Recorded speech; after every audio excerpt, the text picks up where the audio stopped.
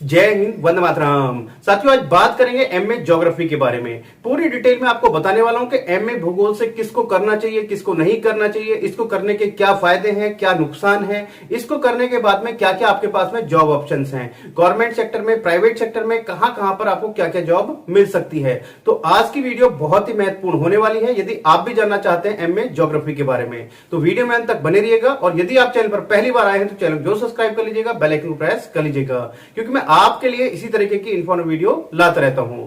तो साथियों, बात करते हैं सबसे पहले जो कुछ बेसिक इंफॉर्मेशन है उसके बारे में। तो साथियों, जैसा कि आप सभी को पता है कि एमए आपका एक 2 साल का पोस्ट ग्रेजुएट डिग्री प्रोग्राम है, जिसको आप ग्रेजुएशन के बाद कर सकते हैं। अब बात करें एलिजिबिलिटी क्राइटेरिया की, तो साथियों यदि आपको एमए ज्योग्राफी से करना है तो उसके लिए आपने अपना ग्रेजुएशन कंप्लीट किया हुआ हो और ग्रेजुएशन में आपके पास ज्योग्राफी सब्जेक्ट होना चाहिए, या फिर आपने अपना जो ग्रेजुएशन किया है उसमें किसी भी ईयर में आपने ज्योग्राफी को पढ़ा हो, तो तभी आप क्या कर सकते हैं, अपना मास्टर डिग्री कर सकते हैं, यानी कि एमए कर सकते हैं। किससे? ज्योग्राफी से।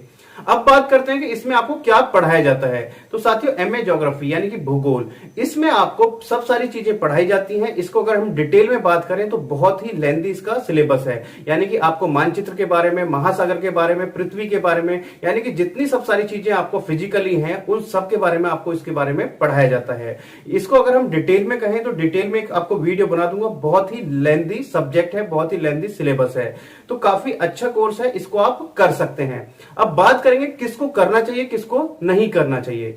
साथियों, यदि आपको सिविल सर्विसेज की तरफ जाना है, आपको सिविल सर्विसेज की तैयारी करनी है, तो आप एमए ज्योग्राफी से आप कर सकते हैं। वहां पर आपको बहुत हेल्प मिलने वाली है। वहां पर जैसे कि आपने देखा होगा मानचित्र विशेषज्ञ, आपको बहुत सारी चीजों का वहां पर नॉलेज हो जाएगा। वहां पर आपको जो पृथ्वी भूगोल के बारे में, जो आपका भूगोल है उसके बारे में आपको सब सारी चीजें, यानी कि मान के चलिएगा 10 to 15% आपका जो सिलेबस है आपका ज्योग्राफी का होता है, तो वहां पर आपको बहुत ज्यादा हेल्प मिलेगी। तो ज्योग्राफी यानी कि यदि आप सिविल सर्विसेज की तरफ आप जा रहे हैं तो आप एमए ज्योग्राफी से कर सकते हैं, पहला एडवांटेज।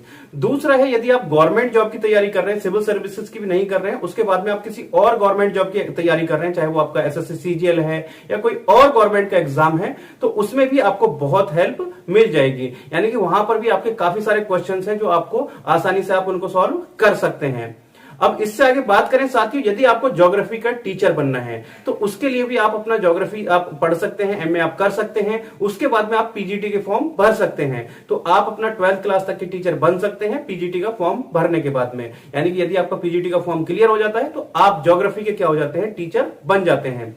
अब दूसरा है साथियों, यदि आपको और अपना बड़ा विजन है तो आप क्या कर सकते हैं, ज्योग्राफी आप एमए करने के बाद में आप अपना यूजीसी नेट का एग्जाम दे सकते हैं। यूजीसी नेट का यदि आपका एग्जाम क्लियर हो जाता है तो आप कॉलेज या यूनिवर्सिटी में एज असिस्टेंट प्रोफेसर पढ़ा सकते हैं। आप क्या बन जाते हैं, एज असिस्टेंट प्रोफेसर बन जाते हैं। और यूजीसी नेट में यदि आप ज्योग्राफी से करते हैं तो आपका जो कहें कि जो कंपटीशन है वो भी बहुत कम है। तो आप अपना यूजीसी नेट का एग्जाम क्लियर करने के बाद में कॉलेज या यूनिवर्सिटी में प्रोफेसर बन सकते हैं। इससे आगे बात करें साथियों, आप यदि एमए ज्योग्राफी से करते हैं तो उसके बाद में आप यूजीसी नेट का एग्जाम देंगे और उसमें यदि आपका अच्छा स्कोर आ जाता है तो आपको मिल जाता है जेआरएफ, यानी कि जूनियर रिसर्च फेलोशिप। तो उसके बाद में आप क्या कर सकते हैं, पीएचडी कर सकते हैं। यानी कि ज्योग्राफी में आप पीएचडी कर सकते हैं, रिसर्च कर सकते हैं। काफी सारी आपके पास उसके बाद में जॉब अपॉर्चुनिटीज होंगी, काफी अच्छी अच्छी जॉब अपॉर्चुनिटीज होंगी वहां पर। अब आगे बात करें साथियों, किसको करना चाहिए, किसको नहीं करना चाहिए। साथियों, यदि आपको कंप्यूटर में इंटरेस्ट है, थोड़ा बहुत कंप्यूटर की नॉलेज है, वो आपको होनी चाहिए। दूसरा, साथ के साथ आपका जो कैलकुलेशन है वो आपको आनी चाहिए, थोड़ा सा मैथमेटिक्स भी आपको आना चाहिए, क्योंकि कैलकुलेशन आपको गणना करनी है पृथ्वी की, ये सब सारी चीजें, बहुत सारी इसमें जो चीजें आ जाती हैं तो वो आपको आना चाहिए। यानी कि कैलकुलेशन करना, ये सब सारी चीजों में आपका इंटरेस्ट होना चाहिए, तभी आप ज्योग्राफी की तरफ जाइएगा। तो साथियों, आप समझ गए होंगे किसको करना चाहिए, किसको नहीं करना चाहिए। तो साथियों, यदि आपको वीडियो पसंद आई हो, यदि आपको इंफॉर्मेटिव लगी हो तो वीडियो को लाइक कर दीजिएगा और चैनल पर पहली बार आए तो चैनल को सब्सक्राइब कर लीजिएगा। और यदि आपका अभी भी कोई क्वेश्चन रह गया तो आप मेरे से कमेंट बॉक्स में पूछ सकते हैं। मैं जितने जल्द से जल्द होगा उसका आंसर यश पर बनाने की पूरी कोशिश करूंगा। तो चलिए साथियों, मिलते हैं आपसे नेक्स्ट वीडियो में कुछ नई अपडेट के साथ। तब तक के लिए जय हिंद, जय भारत।